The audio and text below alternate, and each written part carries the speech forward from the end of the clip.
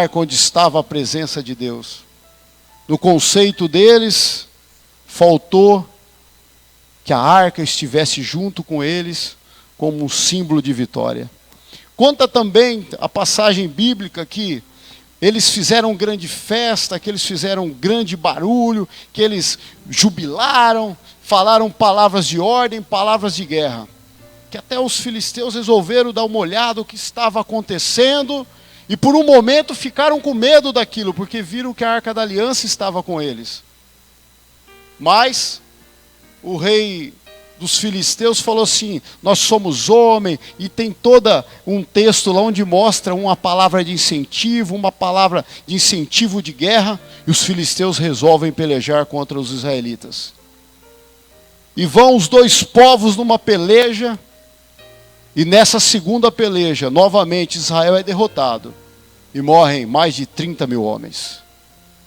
Conta a história bíblica e a história paralela que foi uma das maiores derrotas do povo israelita. Foi uma derrota que causou muito estrago, muita perda, que parte dos homens de Israel simplesmente sucumbiram, ficaram apenas velhos, crianças e as mulheres. Mas interessante que não estava a Arca da Aliança junto com eles, porque eles usavam como um grande simbolismo, era o povo de Deus, mas mesmo assim, aquele povo perdeu a guerra. E também é bastante interessante que além de perder mais de 30 mil homens, a Arca da Aliança foi tomada, foi roubada, e os filisteus levaram ela embora. Além disso, nesse mesmo episódio, morreu os filhos de Eli, Ofni e Finéias. E quando ele recebeu a notícia que os seus filhos morreram, e quando falaram que a Arca da Aliança tinha sido roubada, conta a história que o velho sacerdote caiu da sua cadeira, bateu a cabeça, quebrou o pescoço e morreu. Conta a história também que uma de suas noras estava grávida. E naquele momento de grande luto, de grande aflição, ela dá luz a um menino. E esse menino nasce como chamando Icabô, que quer dizer força e a glória de Israel. Interessante que se a gente fazer uma amarração bíblica com isso, eu volto um pouco, um juiz que existiu pouco tempo atrás, antes desses acontecimentos, chamava Sansão. Sansão, é interessante como essa narrativa era um nazireu de Deus, era alguém separado, alguém chamado por Deus, alguém que tinha tudo para dar certo. Tinha tudo para dar certo. E conta a história bíblica que Sansão resolve se casar pela primeira vez com uma mulher filisteia. E também conta a história bíblica que seus pais fazem um questionamento a ele e fala assim: mas Sansão, não tem nenhuma mulher, não tem ninguém que te agrade em nosso meio? Por acaso não tem nenhuma mulher suficiente para você em nosso meio? Sansão simplesmente ignora o que o pai e a mãe dele falavam e resolve casar com a filisteia e fala: não, é o que eu quero.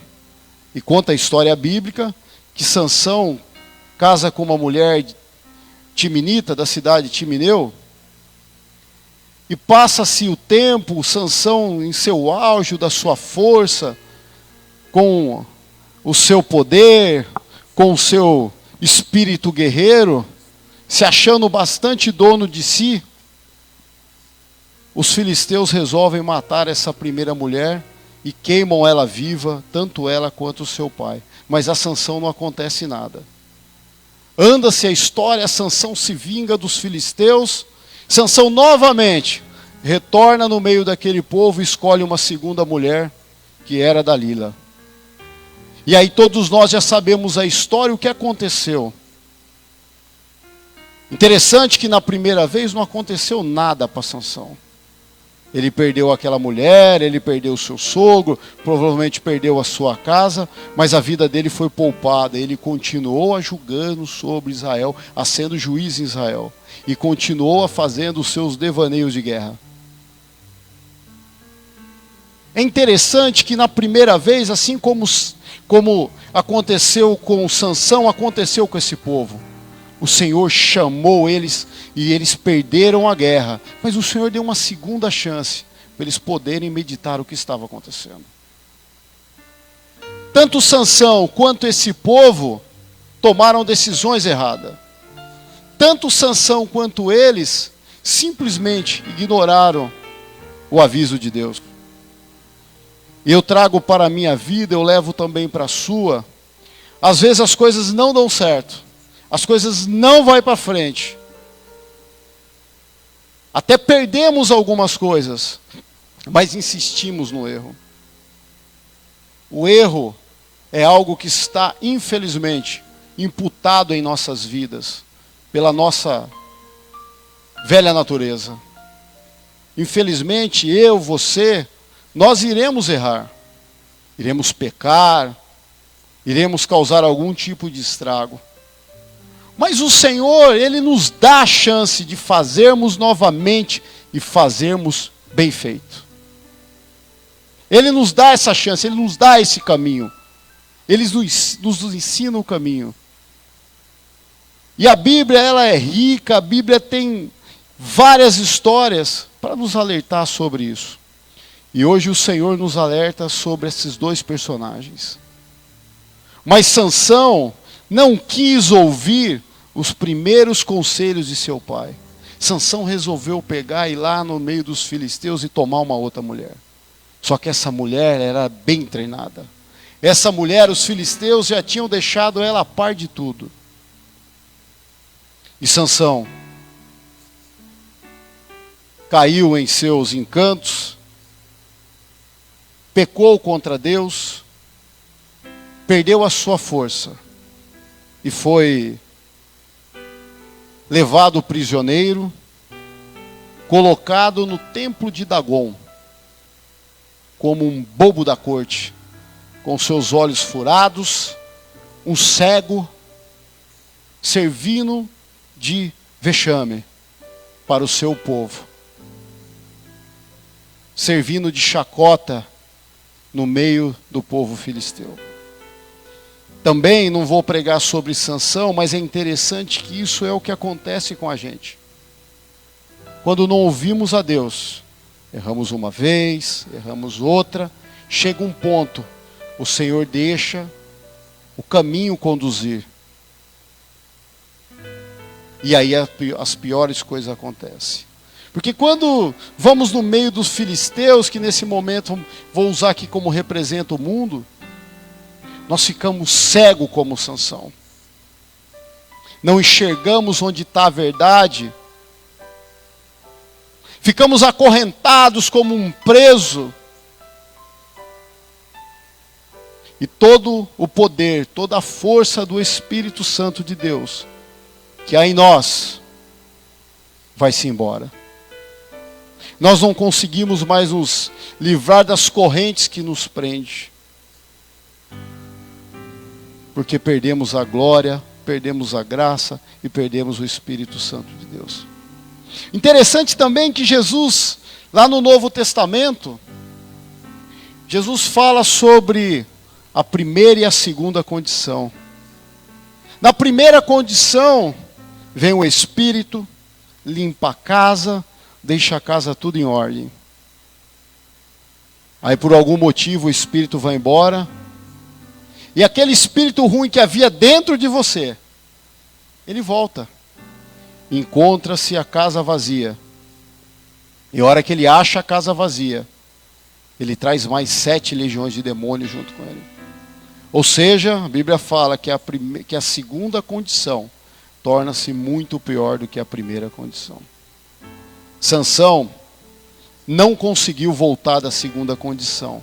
Recebeu perdão? Recebeu perdão. Mas foi morto. E Deus apenas usou ele como uma ferramenta para mostrar que Deus ainda era Deus. E ele, num último no último momento de fé, o Senhor permite que ele derrube o templo de Dagon e mate todo aquele povo que ali estava. Só que a vida dele também foi embora. Nós não precisamos chegar num momento desse para nós percebermos que estamos errando. O Senhor convida eu e você nessa noite para fazer uma autoanálise e ver o que está errado dentro de nós e falarmos: hoje é o dia que eu paro com tudo. Não tente a segunda, não tente a terceira vez, porque a segunda, a terceira vez pode custar muito caro para você. Até agora, de repente, o Senhor pode te ter poupado, assim como poupou Sansão na primeira vez.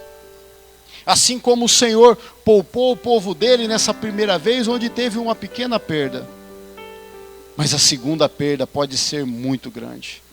Você pode perder, inclusive, a tua fé, inclusive, a tua esperança, inclusive, o Espírito Santo de Deus. Lembrar que a Arca da Aliança representava a presença de Deus no meio daquele povo. E eles perderam a presença de Deus do meio deles. É um paralelo, é algo histórico, mas é algo muito atual que nós devemos julgar na nossa vida. Mas, como tudo, o Senhor nos dá uma chance. E mesmo tudo isso acontecendo, conta-se a história que depois de uma nova vitória do povo de Deus, passaram-se quase 20 anos. E nesse interim, essa arca ficou no meio dos filisteus. Essa arca foi colocada no templo de Dagon. Mas ela ficou pouco tempo no templo de Dagon. Porque onde está a presença de Deus, não pode haver pecado. Onde está a presença de Deus, é a presença de Deus. O inimigo não tem vez. E colocou junto com Dagon, e na primeira noite, Dagon amanhece caído. Conta-se a história que na segunda noite, encontraram Dagon com a cabeça cortada e com suas palmas e a mão também cortada. Viram que aquilo não era bom. E o povo, e foi levado para a primeira cidade, eram 3 grandes cidades, Asdod, Gate e Ecrom. O povo de Asdod começou a sofrer com, a minha Bíblia fala hemorroidas. Certo? As Bíblias mais modernas aliviaram, falaram chagas, né? Mas é hemorroidas, porque a Bíblia fala que era para o vexame daquele povo. E eles tiraram rapidinho dali e mandaram para a cidade seguinte, que era Gate. Quando chegou em Gate, a coisa foi muito pior. Os homens daquela cidade começaram a morrer. E os que não morreram por causa de suas hemorroidas, a Bíblia fala que o grito daquele povo repercutia nos céus. Logo eles se juntaram e falaram assim: olha, isso daqui não é bom para a nossa cidade. Vamos mandar para Ecrom. Ecrom falou: opa, peraí, mas por que você quer mandar isso para cá? Para a gente também morrer? Conta-se a história que eles juntaram. Falaram: opa, isso daqui tem que voltar lá para aquele povo. Isso daqui não é bem-vindo em nosso meio. Não dá para mexer com o que é de Deus. Não dá para mexer com a arca de Deus. O Deus já castigou os egípcios, também pode castigar a nós. E eles pegam uma carroça nova, constroem uma carroça nova, pegam 2 vacas, que nunca tinha sido colocado carga sobre elas, colocam a arca naquele lugar. Mas antes disso ele fala: olha, nós precisamos fazer uma oferenda para eles, como sinal de arrependimento. E fazem ratos de ouro, porque os ratos estavam comendo toda a plantação deles, faziam parte do que eles entendiam que era uma praga. E conta-se a Bíblia que os seus príncipes tiraram cópias em ouro de suas hemorroidas para ofertar como presente para os israelitas. Agora você pode imaginar, o ouro é algo fundido. O ouro, desde os tempos antigos, nunca foi algo forjado. Se era algo fundido, precisava de um molde. Então você imagina o que foi o molde. Por quê? Para vergonha Não se mexe com o que é de Deus. Mesmo você, às vezes, errando, mesmo você sendo quem você é, o Deus ainda, Ele preserva o que é dele e as coisas dele. Amém? E volta-se a arca. Passam-se cerca de 20 anos. E o povo desolado. Um povo que não tinha moral. O Senhor pega, lá em 1 Samuel, no capítulo 7 e versículo 3. O Senhor dá receita para aquele povo. Diz assim: então falou Samuel a toda a casa de Israel, dizendo: se com todo o vosso coração vos converterdes ao Senhor, tirai dentre vós os deuses estranhos e os astarotes, e preparai o vosso coração ao Senhor, e servi a Ele só, e vos livrará da mão dos filisteus. Então os filhos de Israel tiraram dentre si os balaíns e os astarotes e serviram só ao Senhor. Precisa ser mais claro? Estou cativo na mão dos filisteus. Os meus inimigos me apertam. Os meus inimigos, que podem ser os meus pensamentos, as minhas condições, estão me apertando. Será que não devemos tirar alguns deuses estranhos do nosso meio?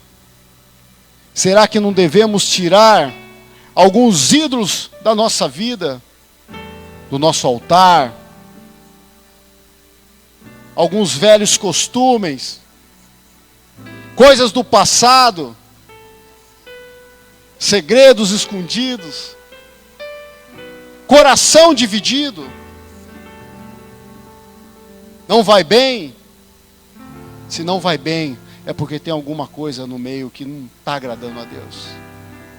Mas o Senhor fala através do seu profeta e diz: tirai de vosso meio todos os deuses estranhos. Tira tudo de seu meio. E eles realmente converteram o seu coração. Resolveram ouvir o que Deus tinha para dizer. E o Senhor deu uma grande vitória para aquele povo. Muito interessante que, a partir desse momento em que Samuel falava com o povo acredita naquela palavra, o povo começa a agir. Os filisteus se levantam de novo em batalha contra eles. Conta-se a história bíblica que Samuel estava sacrificando o novilho. No momento que Samuel estava sacrificando o novilho, Jerusalém foi invadida. Mas dessa vez a história foi diferente. A história de vergonha, a história de vexame, a história de morte não estava mais no meio do povo de Deus. E o povo de Deus botou os filisteus para correr e venceu aquela guerra. E houve, no período em que Samuel foi vivo, nunca mais os filisteus se levantaram contra Israel, durante toda a vida de Samuel. Mas era por causa de Samuel? Não, era por causa que aquele povo resolveu escutar a voz de Deus e servir a Deus de todo o seu coração. Não sei qual a sua situação, qual o seu estado. Pode ser que você esteja igual aquele povo, há tanto tempo sendo massacrado, há tanto tempo sofrendo, que você já perdeu até a fé em Deus, você já perdeu até a fé nele. Você fala: isso não é mais para mim, vou na igreja por ir. Mas essa noite, o Senhor irá te dar vitória. E assim que esse povo venceu essa guerra, Samuel conta a passagem bíblica que Samuel chega em Ebenezer, pega uma pedra, ergue um altar e disse: até aqui o Senhor nos ajudou. E é interessante que em toda a Bíblia fala-se mais de 300 vezes a palavra pedra. Seja em pedras preciosas, seja em pedras que se referem ao altar, seja em pedras que atacam gigantes. E pedra é algo muito especial. Tanto é que lá no livro do Êxodo fala que quando você for tirar uma pedra para fazer o altar, que você não pode pegar a pedra e industrializar ela, e você mesmo querer fazer uma pedra toda especial, lapidar a pedra. Fala que você deve pegar a melhor pedra que você encontrar naquele lugar e usar ela na forma bruta, para que aquilo não seja como profanação. Tinha tudo algo especial. Interessante também, quando a Bíblia fala de pedra, fala de alguém muito especial na minha e na sua vida, que a partir dele nasceu-se um novo povo que se chama cristão. Nasceu-se o cristianismo, que também, segundo a Bíblia, é a pedra de esquina. E eu falo aqui sobre essa pedra de ajuda nesse momento que é Jesus. Isaías capítulo 28, versículo 16.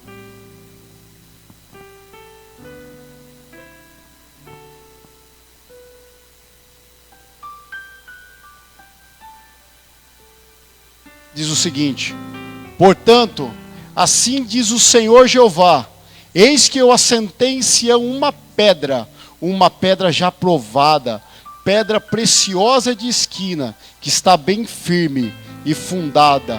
Aquele que crer, não se apresse. Pedra de esquina. Quantos irmãos entendem essa terminologia? O que é uma pedra de esquina?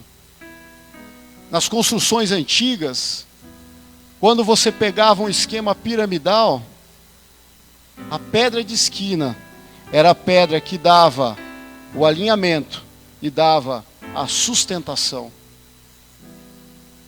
É interessante que quando falamos de Jesus, Ele é o nosso sustento e Ele é a nossa direção.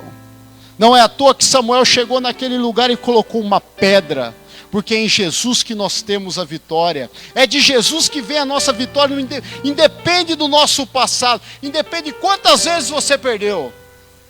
Hoje Jesus, aquela pedra que foi rejeitada, aquela pedra que a ciência humana não ia utilizar, esse Jesus quer dar sustentação para a sua vida e também quer dar direção. E quando nós olhamos sobre pedra dentro da Bíblia, nós falamos de Jesus, que é a nossa pedra de ajuda. Falamos de Jesus como a pedra de esquina, que nos dá toda a sustentação, que nos dá toda a direção. Nós também lembramos de casa. Nas nossas casas modernas não tem uma pedra, que você não faz casa mais de pedra. Só que nas casas modernas você faz coluna. É interessante quando você está construindo uma casa, a primeira coisa que você procura é um terreno. E quando você acha um terreno, normalmente o terreno está com aquele mato alto, cheio de entulho, cheio de coisas, um monte de sujeira.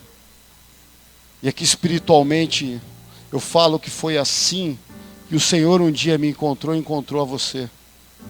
Um terreno cheio de mato, cheio de bicho, cheio de entulho. Aí o Senhor foi lá, assim como fazemos quando queremos construir uma casa.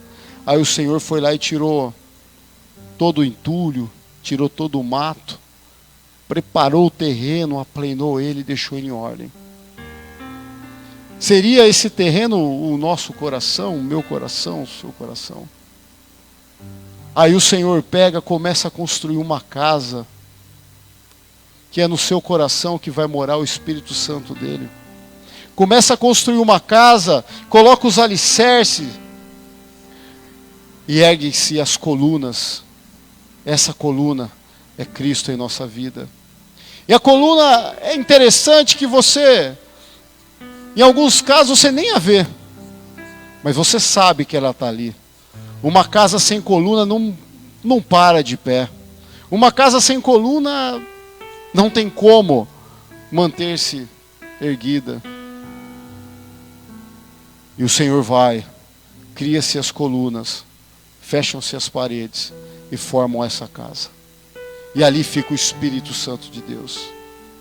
Uma casa sem coluna, nesse momento, é interessante que vem na minha cabeça a história da Torre de Babel. É interessante como a Bíblia usa Jesus como a pedra de esquina, a pedra rejeitada. Mas a pedra, essa pedra de esquina que foi rejeitada pelos construtores, ela foi a pedra mais importante de toda a história. E na Torre de Babel, conta-se a história que os homens resolveram construir uma grande torre após o dilúvio. E essa torre, essa construção, tinha o objetivo de chegar até os céus. E conta-se lá na história que eles falaram assim: olha, vamos queimar barro para fazermos tijolos, para não termos que usar pedra. E ali eles trocam a pedra pelos seus tijolos.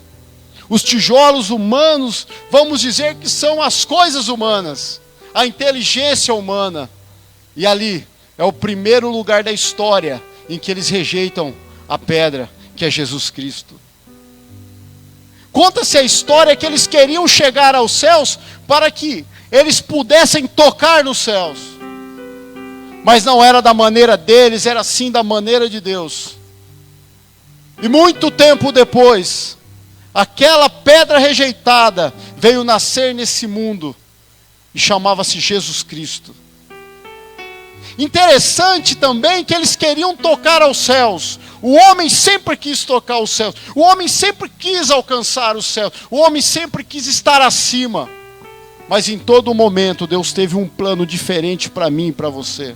Não foi com o tijolo humano, mas foi através da pedra, a pedra que se chamou Jesus, que eu e você e os homens do passado tiveram a oportunidade de tocar aos céus. Não foi através do conhecimento humano. Essa mesma pedra, eu vejo Daniel agora dando uma interpretação dos sonhos a Nabucodonosor.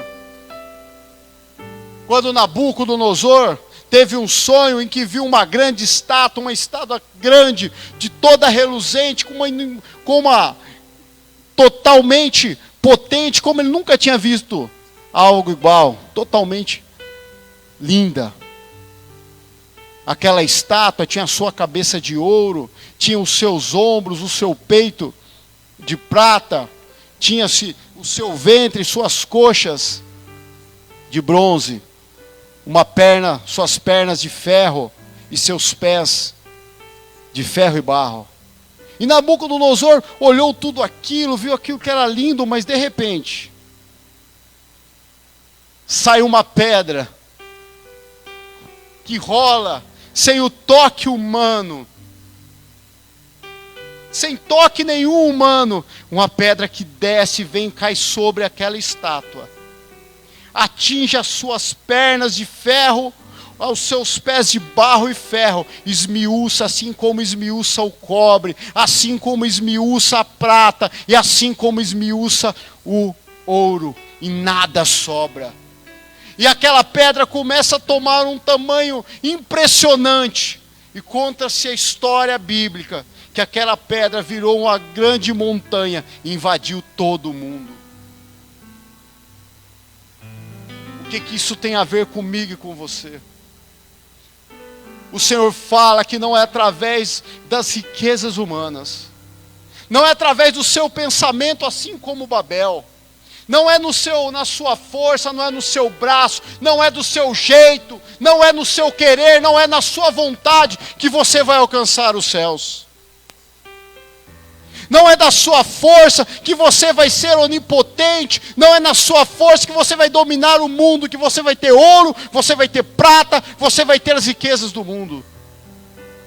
É do jeito dele e da forma dele. Assim como na passagem de Babel, onde Deus confundiu todos eles, onde eles tinham uma única linguagem, que eles podiam se organizar e fazer o que eles bem entendiam, o Senhor os confundiu.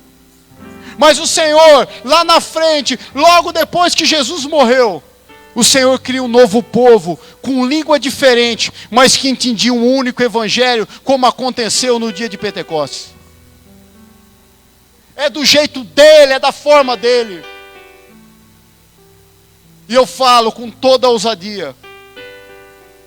Assim como aquela pedra que naquele momento representava o cristianismo, que crescia e invadia todo esse mundo, que quebrava toda a falácia humana, toda a inteligência humana, todo o poderio militar humano, assim como teve com grandes reinados, que aquela profecia dizia: o Senhor, a partir do momento em que você jogar os teus ídolos fora, entender que você não deve errar mais, que você já errou uma vez, você já errou duas, não tente a terceira.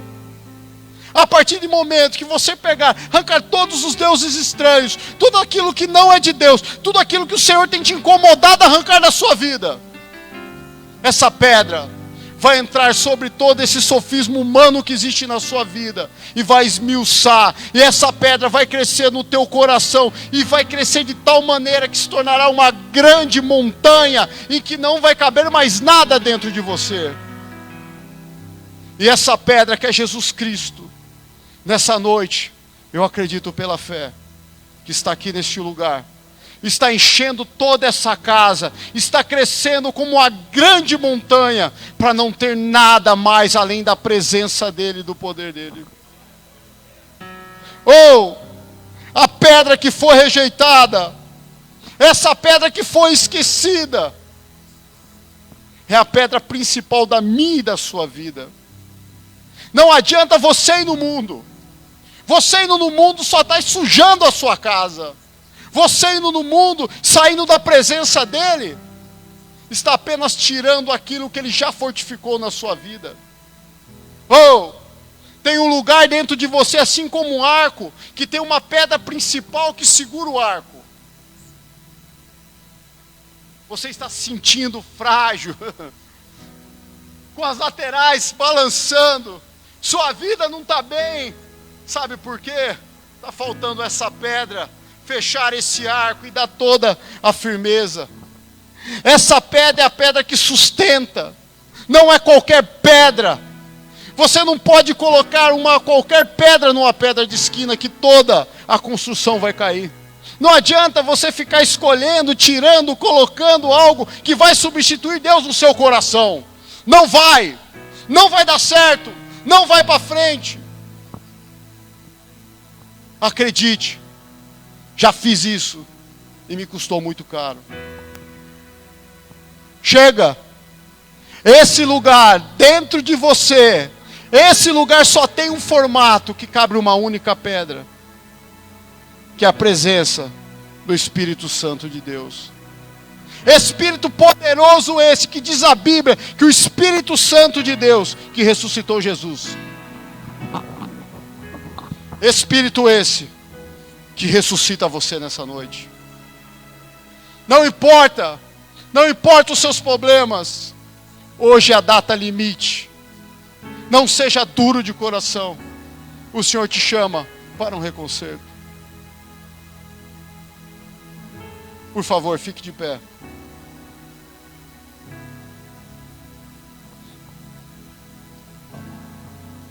Léo, apaga a luz, por favor, Léo.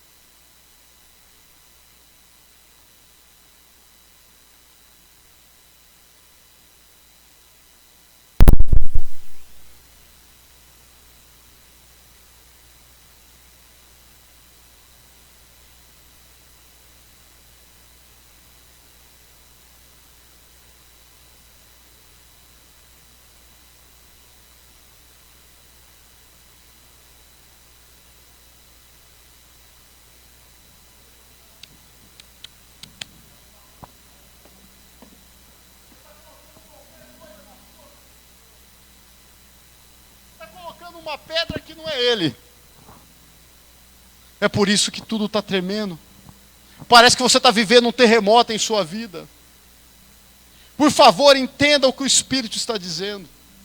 Não é a palavra desse homem, é a palavra do Espírito Santo de Deus. O Senhor quer realmente dar vitória para você. Quer mudar uma história, assim como mudou a história daquele povo. Quer te dar paz, assim como deu paz àquele povo. Enquanto aquele povo não entendeu que precisava tirar os ídolos do meio deles, eles viviam em guerra, viviam em pobreza, viviam em miséria, viviam em meios à morte. O Senhor quer trazer vida, quer te dar paz, assim como quer te dar descanso. Eu lembro de Jacó. Jacó andando no meio do deserto. Andou, estava cansado, parou em um local e pegou uma pedra para poder descansar e dormir e ter uma visão do céu. A pedra de ajuda, a pedra de descanso, a pedra de sustento, a pedra de alinhamento, e que quer dar um novo rumo para a sua vida. O Espírito Santo dele está aqui nesse lugar. Ele está aqui nesse lugar através do Espírito dele. E hoje o Espírito dele te incomoda. Então, por favor, não é para homens, mas era para o seu Deus. Toda a igreja fecha o olho. É para o seu Deus. Seja corajoso e dê um passo até aqui à frente. Fala: Senhor, hoje eu quero tirar do meu meio, da minha vida, do meu coração, todos os ídolos. Senhor, hoje eu quero vencer as minhas provas, os meus monstros.